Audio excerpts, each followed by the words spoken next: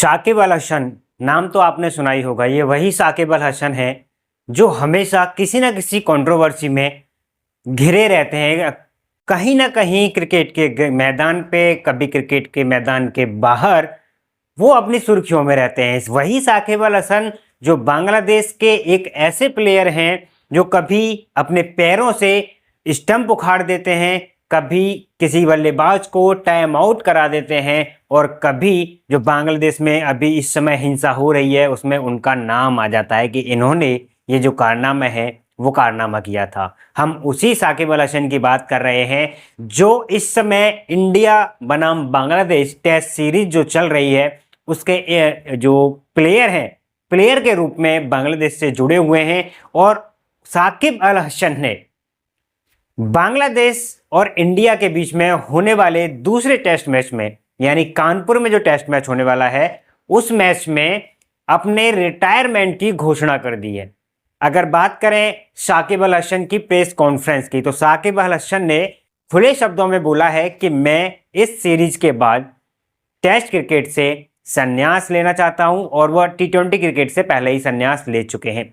अगर इनके रिकॉर्ड्स की बात की जाए तो वो भी मैं आपको बताने वाला हूं, इनके बीच हुई कंट्रोवर्सीज के बारे में बात की जाए तो वो भी मैं बताने वाला हूं, और इन्होंने जो अपने इतिहास के पन्नों में नाम दर्ज कराया है सिर्फ एक रीजन की वजह से, वो भी मैं आपको इस वीडियो में बताने वाला हूं। तो दोस्तों, जैसा कि आप सभी लोग जानते हैं, साकिब अल हसन एक बांग्लादेश के बहुत अच्छे बल्लेबाज रहे हैं, बल्लेबाज के तौर पर अगर देखा जाए, लेकिन पिछले कुछ समय से उनकी जो फॉर्म है वो चिंता का सबब बने हुई है। लेकिन जो कहते हैं ना कि अगर टीम में आपका कद बड़ा है, आपका नाम बड़ा है, अगर आपने अपने टीम के लिए कुछ किया है तो आपको हर कोई फोर्स नहीं कर सकता है, कोई भी टीम मेंबर, कोई भी आपका कोच, सपोर्टिंग स्टाफ फोर्स नहीं कर सकता है कि आप संन्यास ले लीजिए। लेकिन जिस प्रकार के हालात इस समय हो रहे हैं, अब समझ में नहीं आ रहा है कि वो किसी के दबाव के कारण ये संन्यास की घोषणा कर रहे हैं, या वो अपने क्रिकेट कैरियर के जो 18 साल 22 गज की पिच पे बिता चुके हैं, क्योंकि उनका जो इंटरनेशनल क्रिकेट में आगाज हुआ था वो सन 2006 में हुआ था, और अभी सन 2024 है और इंडिया के खिलाफ खेल रहे हैं। हालांकि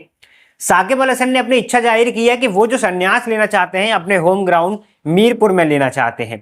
लेकिन जिस प्रकार के इस समय बांग्लादेश में हालात हैं, उनकी जो अगली सीरीज होने वाली है उस सीरीज को देखते हुए लग नहीं रहा है कि शायद वो बांग्लादेश में खेल पाएंगे और अपना जो संन्यास है मीरपुर के होम ग्राउंड में ले पाएंगे।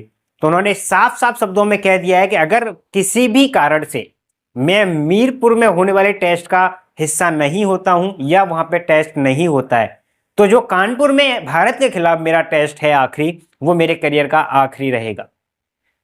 वहीं बांग्लादेश में जो हिंसा हुई है जिसमें लगभग 400 लोग मारे गए, उसमें भी साकिब अल हसन का नाम शामिल है कि शायद इन्होंने करवाया। वो एक अलग एजेंडा है, वो हम उस पर कुछ स्पष्टीकरण नहीं करना चाहेंगे। लेकिन जिस प्रकार के विवादों से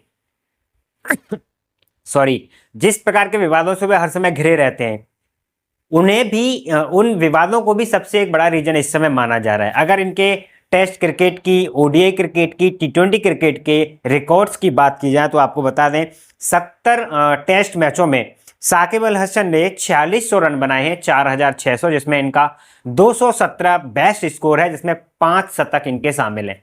अगर ओडीआई की बात की जाए 247 मैच में साकिब अल हसन के 7570 यानी 7570 रन है, जो कि अच्छी स्ट्राइक रेट के साथ बनाए हैं। इसमें 9 शतक शामिल हैं, 134 इनका जो है बेस्ट स्कोर है। अगर टी20 आईज की बात की जाए साकिब अल हसन के बारे में तो आपको बता दें 129 मैच में 2551 रन है। 18 साल के लंबे क्रिकेट कैरियर में इन्होंने ये अचीवमेंट हासिल किए हैं। हालांकि जब आप मैदान में रहते हैं तो जो आप अपना अग्रेसन दिखाते हैं, कभी कभी इनके लिए बहुत ज़्यादा घातक साबित हुआ है और हो भी जाता है। विराट कोहली कितने भी अग्रेसन दिखाएं, लेकिन इस प्रकार की गतिविधियां हैं जो हैं स्टंप उखाड़ना या अंपायर के साथ बहसबाजी करना, वो इन चीज़ों से दूर रहते हैं। साथ ही साथ जिस वजह से साकिब अल हसन ने अपना नाम क्रिकेट के इतिहास में दर्ज कराया वो था टाइम आउट।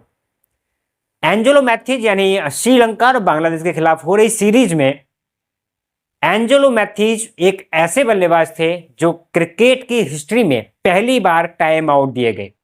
होता क्या है, जब भी विकेट आपका गिरता है आपकी टीम के खिलाड़ी का, तो 2 मिनट के अंदर किसी दूसरे प्लेयर को, नए प्लेयर को मैदान में पहुंचना होता है। साकिब अल हसन ने उस समय टीम के कप्तान थे। एंजेलो मैथ्यूज अपना ग्लव्स, हेलमेट, बैट सब कुछ लेकर आ रहे थे। अचानक से उनका जो हेलमेट था, उसका जो रिबन था बांधने वाला, वो टूट गया था, जिसकी वजह से वो थोड़े से लेट हो गए। और इसी बात को लेते हुए साकिब अल हसन ने एम्पायर से उन्हें टाइम आउट करार देने की अपील कर दी। और फिर जो नियम था क्रिकेट का, उस नियम के तहत एंजेलो मैथ्यूज को आउट दिया गया।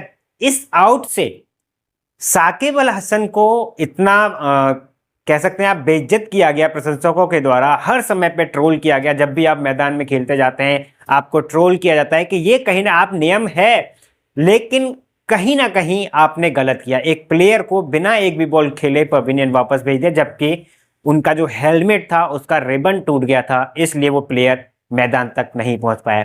साकिब अल हसन के जिस प्रकार का उन्हें रवैया रहता है, उसको देखते हुए आपको कैसा लग रहा है? जिस प्रकार से वो रिटायरमेंट ले रहे हैं, कुछ अच्छा खासा फॉर्म जा नहीं रहा था उनका, वो केवल अपने नाम की वजह से बांग्लादेश क्रिकेट टीम के साथ जुड़े हुए थे। अगर आप लोग भी खुश हैं, अगर मेरी पूछो भाई, मैं बहुत खुश हूं।